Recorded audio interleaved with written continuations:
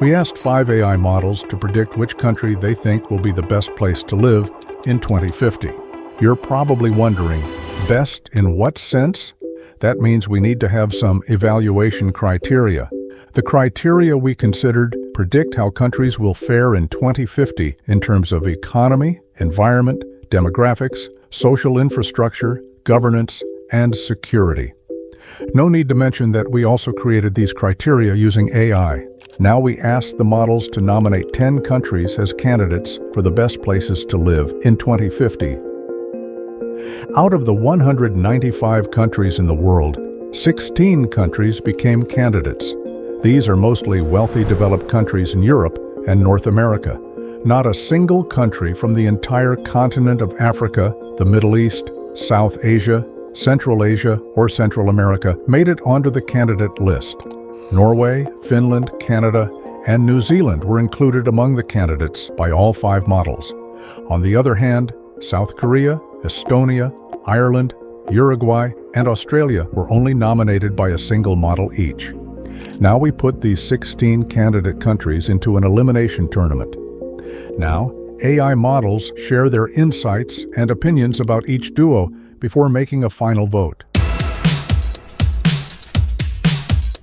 Finland's got solid institutions and innovation going for it. Plus, the climate won't hit them as hard. But that aging population could really strain things by 2050. Australia benefits from healthy immigration and a diverse economy. But the climate picture looks pretty scary. Intensifying bushfires, droughts, and heat that could make huge areas less livable. I agree with Claude. Finland's education system and low corruption build lasting resilience, though being small with limited farmland and next to Russia creates real constraints.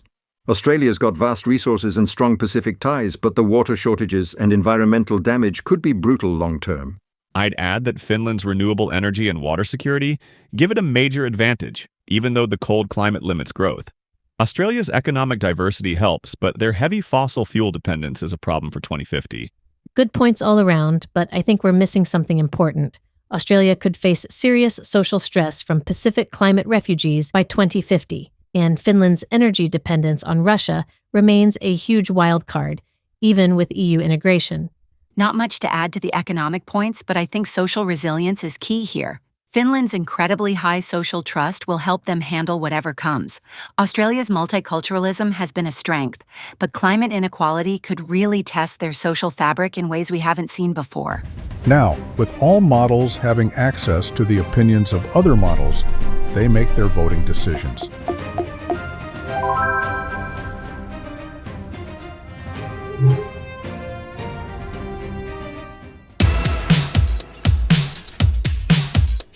Singapore shines with its economic prowess, high GDP, low inequality, diversified economy, and hefty R&D spending that promises a tech-forward future. But that dense population and limited land create real sustainability and water security concerns.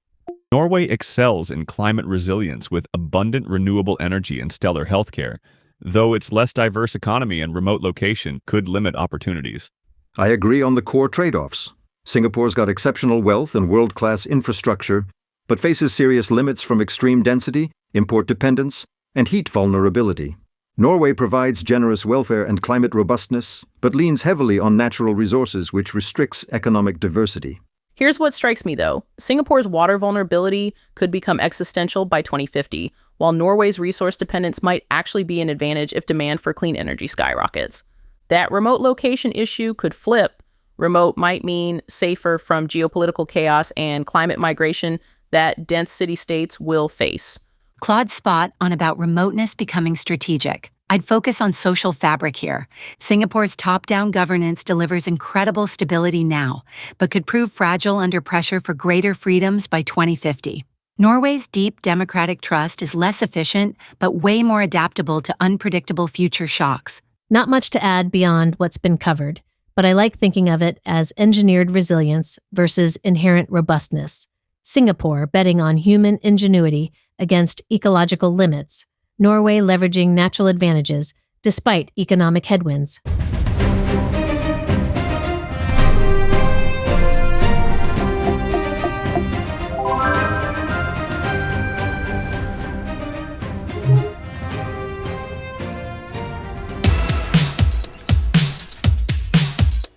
Estonia brings impressive digital innovation and relatively low climate risks, plus solid governance that's rare in Eastern Europe, but faces the typical European demographic crunch and limited economic scale.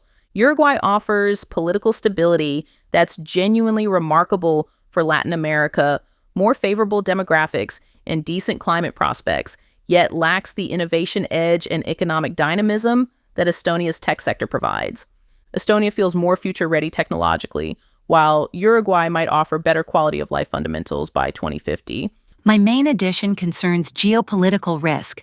Estonia's impressive digital infrastructure exists in the shadow of a highly volatile neighbor, creating persistent security threats that technology alone can't fix. Uruguay's greatest asset for 2050 might be its relative boringness. Far from global fault lines, strong food and energy self-sufficiency, stable social contract. In a chaotic future, this fundamental resilience could easily trump technological advancement. Not much to add beyond what's been covered, though I'd note Uruguay's strong renewable energy adoption does help its climate resilience case, even if economic diversification lags behind Estonia's tech prowess. I don't have much new to contribute here. The tech readiness versus geopolitical stability trade-off pretty much captures it. I'm with Claude and the others on this one. Estonia's e-government leadership gives it a clear tech edge. But Uruguay's quiet stability and self-sufficiency make it surprisingly resilient for an uncertain future.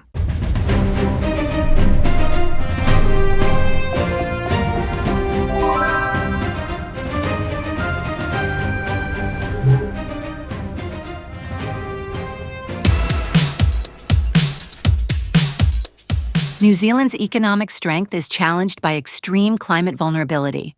Fires and droughts are getting worse. The Dutch water management expertise is impressive, but creates a single point of catastrophic failure. New Zealand's isolation may shield it from conflict, but could limit the economic diversification it needs long-term. Netherlands leverages its powerhouse economy and world-leading climate adaptation for resilience, but those engineered water defenses remain a high-stakes gamble. I'd push back on the economic concern, though. New Zealand's niche strengths in sustainable agriculture could thrive in a decarbonizing 2050 economy. The real vulnerability is food security. New Zealand relies on imports for 50% of fresh produce. I see it as Dutch ingenuity versus New Zealand geography. I agree with that framing, but think you're both underestimating how Netherlands' EU integration could become a liability if European migration pressures explode by 2050. Both face food vulnerabilities, New Zealand's imports, Netherlands' export dependence.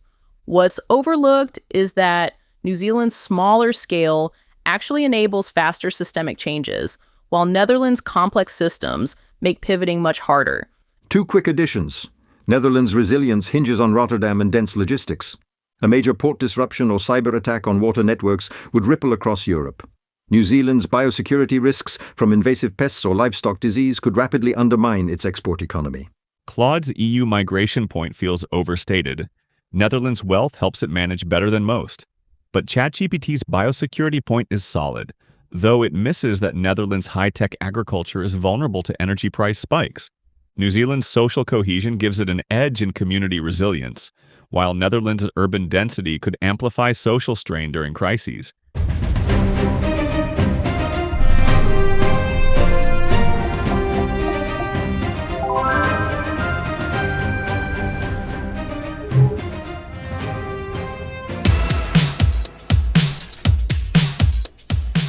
Germany's economic scale and innovation capacity are undeniable, but its post-2022 energy crisis exposed dangerous over-reliance that could worsen by 2050, plus its federal complexity makes rapid adaptation tough compared to Denmark's nimble decision-making. Denmark's renewable energy mastery and social cohesion give it resilience advantages, yet its small domestic market limits economic opportunities, though this might matter less in a hyper-connected 2050 world where remote work dominates.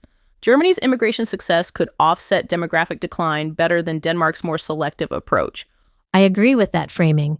Germany's scale offers robustness, while Denmark's cohesion offers speed. Both face aging populations, but the trade-off is clear between Germany's vast market advantages and Denmark's ability to pivot quickly during crises. Two additions. Germany's Mittelstand and industrial clusters are great for exports but create transition costs in hard-to-abate sectors.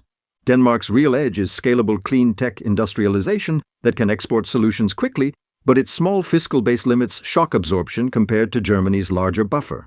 I'd argue Germany's powerful legacy industries like automotive create significant inertia that actively resists the radical pivots needed for 2050. A critical vulnerability that's missed is water security. Germany's industrial heartland relies on rivers like the Rhine that face severe drought risk, which Denmark is far better insulated from. I'd add that Denmark's high-tax, high-welfare model risks fiscal strain if global economic slowdowns hit its export-driven clean tech sector, while Germany's diversified tax base offers more cushion. Denmark's compact size also aids digital infrastructure upgrades, outpacing Germany's slower broadband rollout.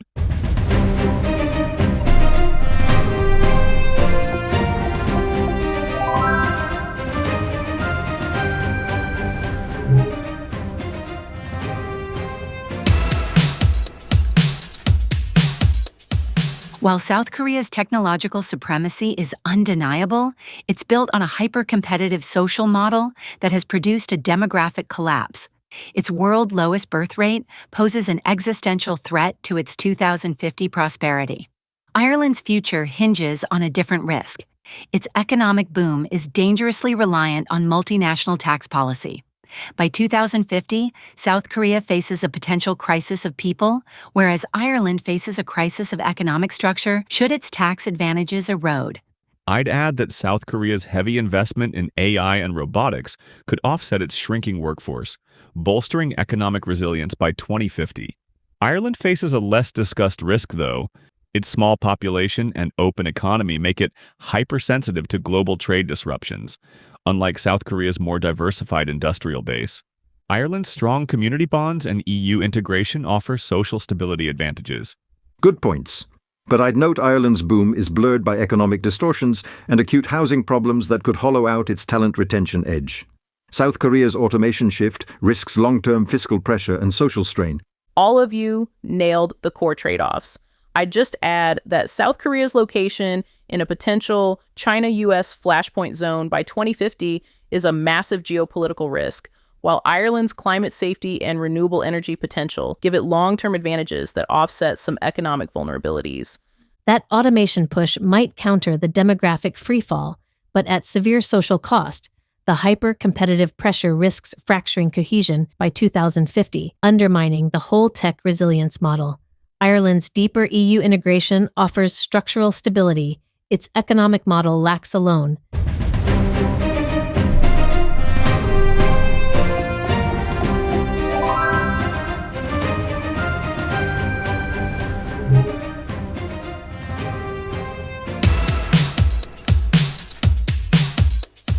Canada's vast geography offers climate migration opportunities as northern regions become more livable. Plus, immigration keeps demographics healthy, but wildfire and extreme weather risks are intensifying. Switzerland provides unmatched stability and innovation density, yet its alpine climate vulnerability and demographic aging pose real challenges. Plus, its small scale limits adaptation options when systems fail. Canada bets on space and resources, Switzerland on precision and neutrality. Two additions. Canada's advantage in land and migrants is offset by federal-provincial fragmentation, heavy resource export exposure, and permafrost loss creating huge infrastructure costs. Switzerland's financial density gives fiscal cushion, but global tax pressures, very high living costs, and tight immigration rules constrain scaling its workforce, though its vocational system and SME export base remain key assets. Not much new to add beyond the coordination challenges already mentioned, though I'd note Switzerland's neutrality shield feels more durable than Canada's entangled U.S. dependency. I want to focus on social resilience here. Canada is wagering its stability on a grand, top-down, multicultural experiment that's vulnerable to global ideological pressures by 2050. Switzerland's strength is the opposite, a centuries-old, bottom-up confederated identity with direct democracy. This granular, decentralized trust may prove far more durable against future shocks than Canada's model. I'd add that Canada's vast energy resources, including hydropower and potential hydrogen exports, give it stronger energy security for 2050. Switzerland's landlocked position and energy import reliance could strain resilience if supply chains falter. Canada's urban sprawl risks inefficient digital upgrades, while Switzerland's compact geography enables faster tech deployment.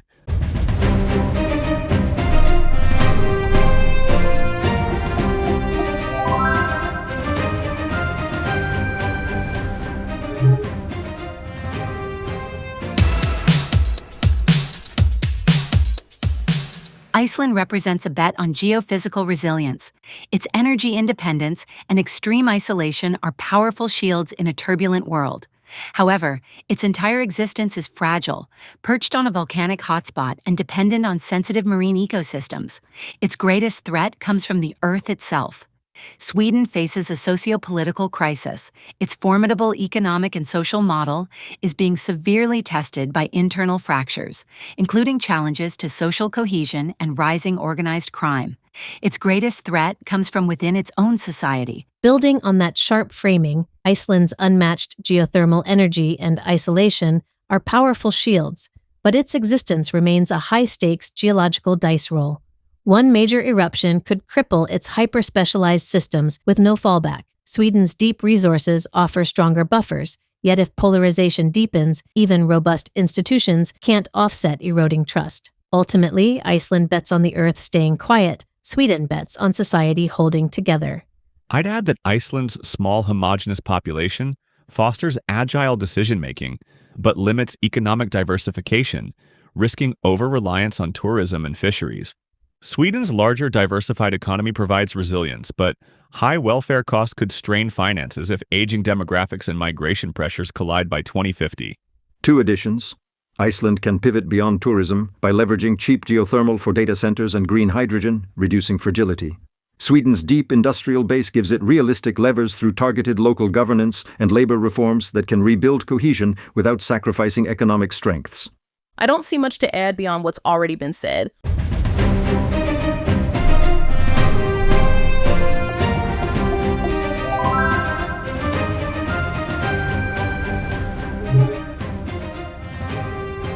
To keep things concise, we won't go through all the dialogues for each pair, except for the final duel.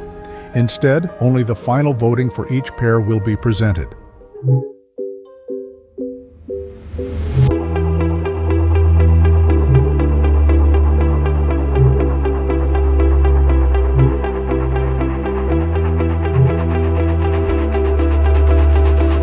Norway and Switzerland made it through the final round. Congratulations to some of the happiest people on Earth, and congratulations to the people who get along in 4 languages. Now, the final duel begins.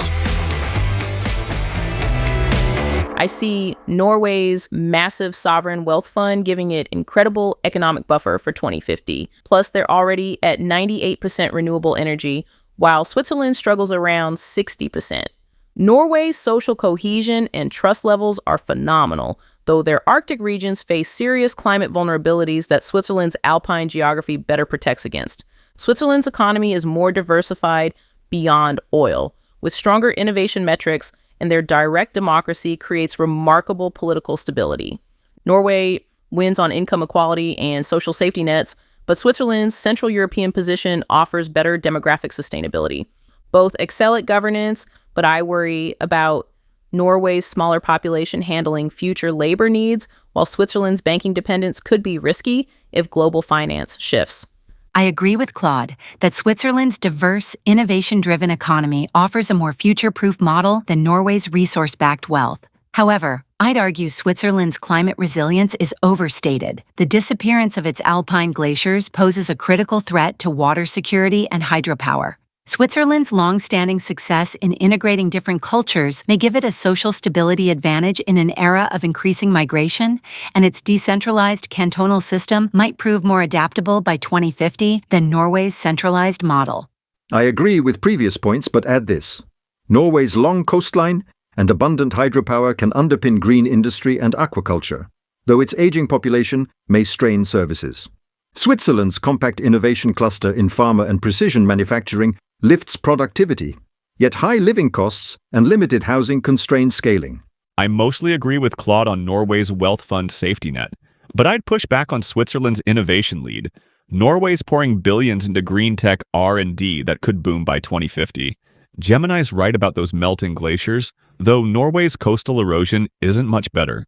One fresh angle: Norway's universal healthcare could adapt faster to aging via AI integration, while Switzerland's cantonal setup risks uneven access in crises. Norway's vast wilderness offers mental health perks amid future urban stresses, versus Switzerland's efficient but crowded alpine vibe. The others have covered the main trade-offs well. I don't see much to add beyond what's been discussed about Norway's equity advantages versus Switzerland's diversified resilience.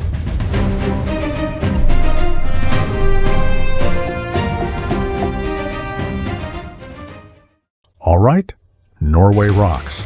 Apparently, some of the happiest people on Earth will continue to enjoy a good life in 2050. The chances are high that you aren't a subscribed viewer. If you enjoy insightful uses of AI, now is the time to hit that subscribe button. See you soon.